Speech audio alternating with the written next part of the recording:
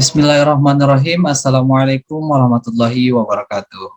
Hello everyone. Hello my friends. Good morning. Me Arbaina Lasar and my partner Leo Rahma. Today we're going to present our presentation about the cultural research proposal.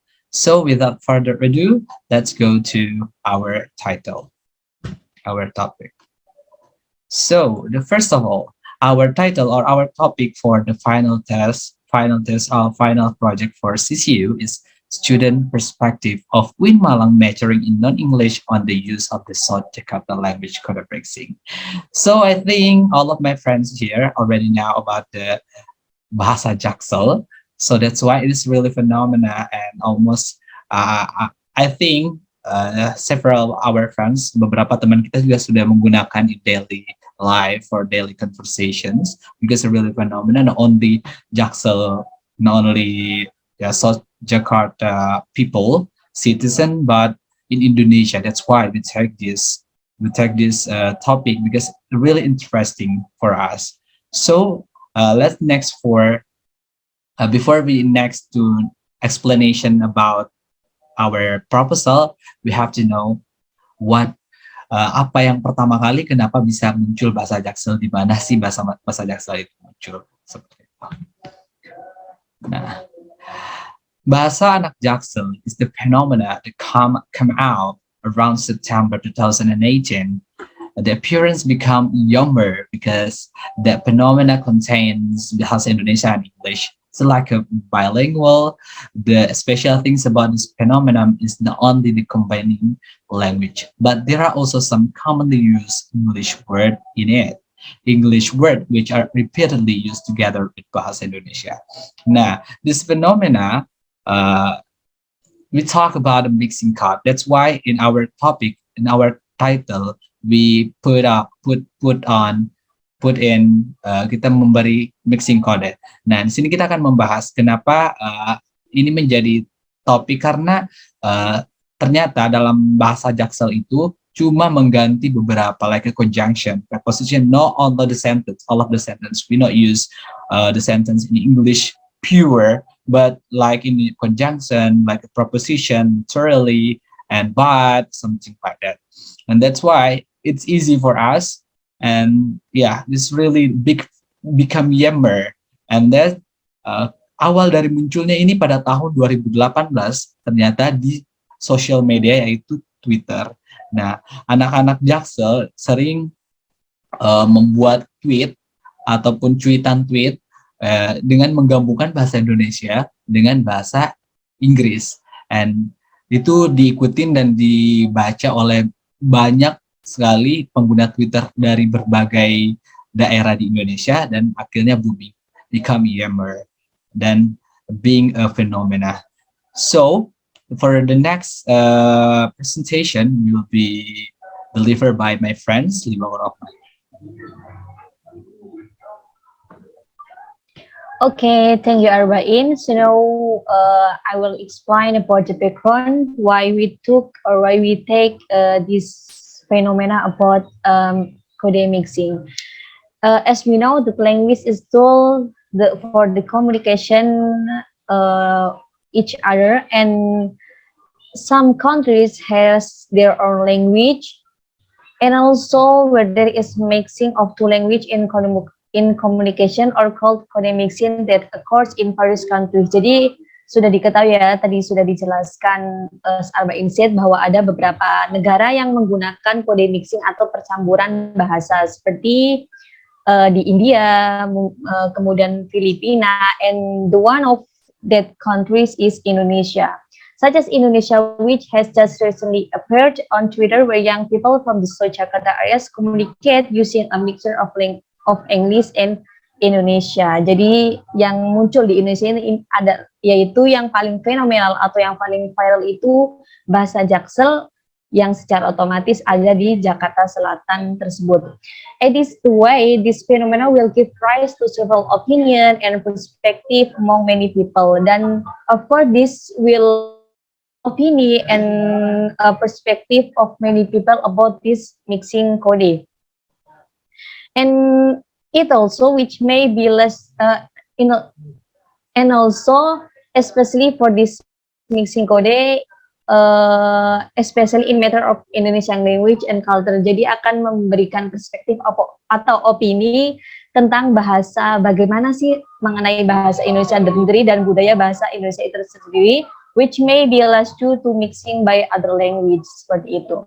And also the aim of our research is knowing the extent to which non-English majoring students how about the Jakarta language mixing code and what their opinions in where it has positive or negative impact on the impact of student university. Jadi aims atau tujuan kita meneliti atau menggunakan salah satu fenomena viral ini tentang mixing code yaitu bahasa Jaksel, karena kita ingin mengetahui sebagaimana besar mahasiswa ini mengetahui tentang bahasa Jaksel dan apakah mereka mempunyai opini atau perspektif pandangan mereka, apakah bahasa Jaksel ini mempunyai impact yang negatif atau positif, seperti itu. Next. Okay, for the research question atau rumusan masalah, we took from the previous research that written by Aditya on 2020. The student under title Students' Attitude Towards Jakarta's Youth Language, where there are several opinions and perspectives of English language and literature students about the phenomenon of mixing code tailored in South Jakarta, and we developed from the result of previous research with question. Jadi kita menggunakan rumusan masalah ini itu dari previous studies-nya yang ditulis oleh Aditya, di mana Aditya meneliti mahasiswa sastra bahasa Inggris tentang bagaimana perspektif mereka atau opini mereka tentang bahasa Jaksel ini. Maka kan ada gap di mana dia hanya meliti mahasiswa Inggris. Oleh karena itu, jadi kita meliti atau mendapatkan gap tersebut untuk meneliti mahasiswa yang non-English atau jurusan yang bukan jurusan bahasa Inggris. Dan dari hal tersebut kita menemukan dua rumusan masalah. Yang pertama yaitu what you know about the mixing code of South Jakarta Youth Language. Jadi kita akan bertanya kepada mereka yang non-English ini bagaimana sih rasa tahu mereka tentang mixing code yaitu bahasa Jaksel tersebut, dan how do you think will this mixing code have positive or negative impact on the student university itself, dan apakah bahasa Jaksel ini memiliki impact negatif atau positif bagi dirinya mereka sendiri. Okay, and next for the methodology will explain by my friend Arba'in. Time is yours. Thank you for the explanation. I will continue the explanation for the next topic. So, for the next one is methodology. For this research, we got, there's like a research method, data collection, population sample. So, the first of all, research method. In this project, in this research, we do qualitative descriptive, and we collecting data and we explain what the answer of the participants in this our project.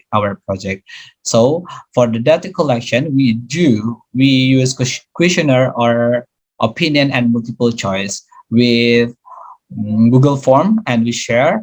And for the literature review, we use journal, web, and books for find out the other search for our search. So what the object of this our research is population. For our population sample, we got 4 students of in Malang from non-English majors. So based on my friends taught us, so that previous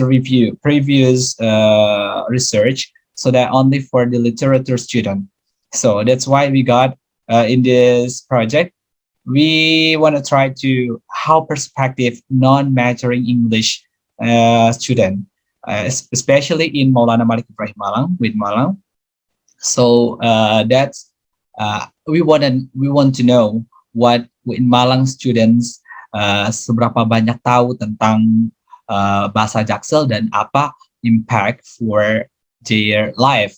Mungkin dari segi bisa menambah kosakata, kita tidak tahu, nanti kita akan memaparkan hasil presentasi kita di final project ini.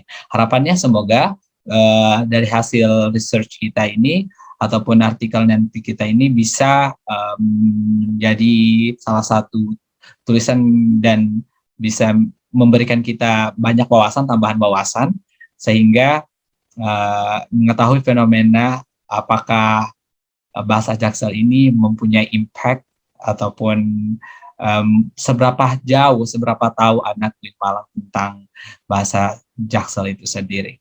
So, that's all our presentation today. I hope kita bisa menyelesaikan tugas ini dengan baik sampai di akhir nanti, dan insya Allah semoga mendapatkan hasil yang memuaskan. That's all for me, Arbain Al-Asar, and my partner Liwa Rahma. Thank you very much for the attention. Wassalamualaikum warahmatullahi wabarakatuh.